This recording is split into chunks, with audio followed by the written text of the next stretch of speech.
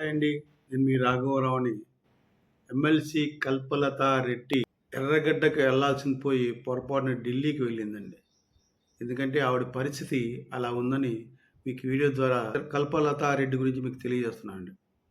Supreme court వారు in service ఉపాధ్యాయులకు TET పరీక్ష నిర్వహించాలని కేంద్ర రాష్ట్ర ప్రభుత్వాలని ఉత్తర్వులు ఇచ్చారు. వాళ్ళకి సుప్రీంకోర్టు వారు కేంద్ర రాష్ట్ర ప్రభుత్వాలకు డైరెక్ట్ చేసింది, మీరు ఖచ్చితంగా సర్వీసులో ఉన్న ఉపాధ్యాయులకి టెట్ పరీక్ష నిర్వహించాలని ఎవరో వేసిన కోర్టులో వేసిన కేసు నుంచి జడ్జిమెంట్ ఇచ్చి వాళ్ళకి తెలియజేసిందండి. ఇన్ సర్వీస్ ఉపాధ్యాయులకు టెట్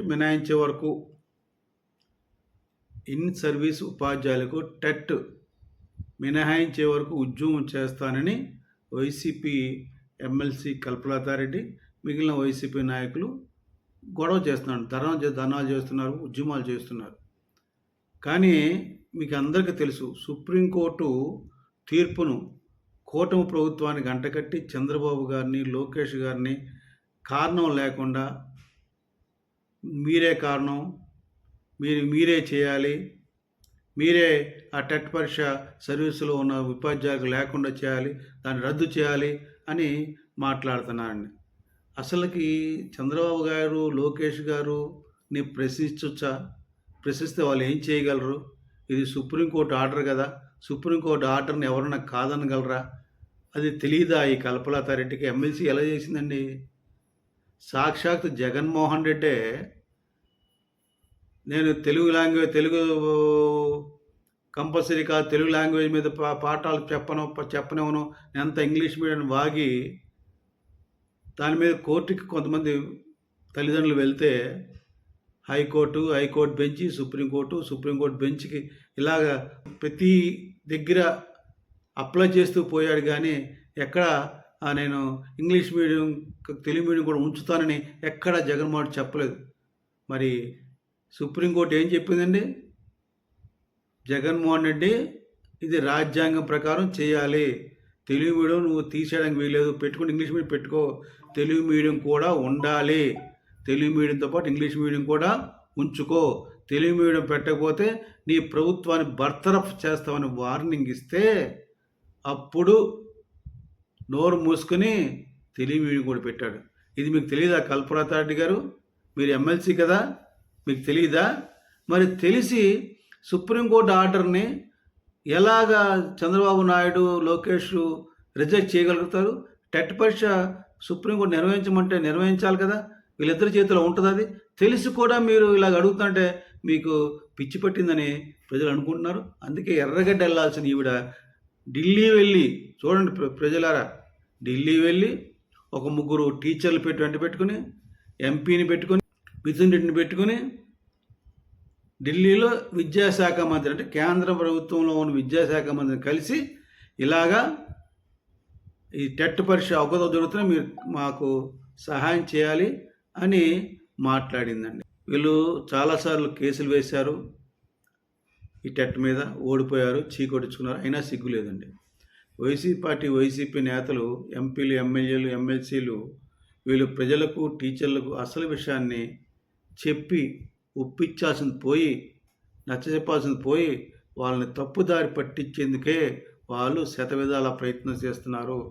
అంతేగాని వాళ్ళు చెప్పాలి కదా, చెప్పి ఇది మనం ఏమాత్రం కూడా దీన్ని వ్యతిరేకిస్తే ఇది కోర్టు ధిక్కారం అవుతుంది, కోర్టు ధిక్కారం కేసు కింద వస్తుంది అని నచ్చజెప్పకుండా కోర్టులో కేసు వేసుకుంటూ చీకొడుచుకుంటూ తిరుగుతున్న ఈ వైసీపీ నాయకులు ఏం చేయాలో తెలుగు ప్రజలు నిర్ణయించుకోవాలండి. అంతేగాని వీళ్ళు మారరు. కోర్టు ధిక్కారమే కానీ వైసీపీ నేతలకు సిగ్గు శరం ఏమి ఉండవండి. అన్నీ దులుపుకొని నవ్వుకుంటూ హ్యాపీగా సంతోషంగా బయట తిరుగుతుంటారండి. మొన్న పార్లమెంట్ సమావేశాల్లో ప్రైవేట్ బిల్లు పెట్టని, అంటే ఆవిడ అంది మాట కల్పలతారెడ్డి, మేము పార్లమెంట్లో ప్రైవేట్ బిల్లు పెడతామని నెక్స్ట్ అని. మొన్న జస్ట్ ముగిసింది, మొన్న ఈ మధ్యనే. ఆ పార్లమెంట్లో ప్రైవేట్ బిల్లు పెట్టచ్చుగా, ఎందుకు పెట్టలేదు? పెట్టరు. మళ్ళీ ఎప్పుడో వస్తుంది పార్లమెంటు, ఆ వచ్చిన పెడతామంటే ఇలా ప్రజలు మర్చిపోతారు దీన్ని. ఎంత ప్రజల్ని మసిపూసి మారేడికాయ చేసి ప్రజల మనసు చెరపడానికి, ప్రజల్ని చెడగొట్టడానికి, వాళ్ళ మనసులో ఒక విషభావాలు, విషయం చిమ్మడానికి తప్పితే ఎందుకు పనికిరాదండి. నెక్స్ట్ పార్లమెంట్లో ఇది ప్రైవేట్ బిల్ పెడతాడ. మన పార్లమెంట్ పెట్టి ఉండొచ్చుగా. ఇది టెట్ వాళ్ళది కాదు కానీ సంవత్సరంన్నర నుంచి నడుస్తుంది కదా. అందుకే చెప్తున్నాను, ప్రతి ఒక్కరూ కూడా జాగ్రత్తగా వినండి. వైసీపీ చేసే వెధవ పనులు గమనించండి. వైసీపీ నాయకులు ఎలా ఉన్నారో గమనించండి. వాళ్ళు చేసే ప్రతి పని అడ్డగోలుగా ఉంటుంది.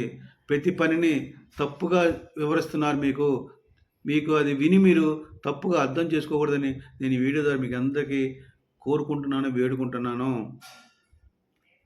నేను ఒకటి చెప్తాను, వీళ్ళు బీజేపీ వారిని ఎదిరించి సాధించండి చూద్దాం.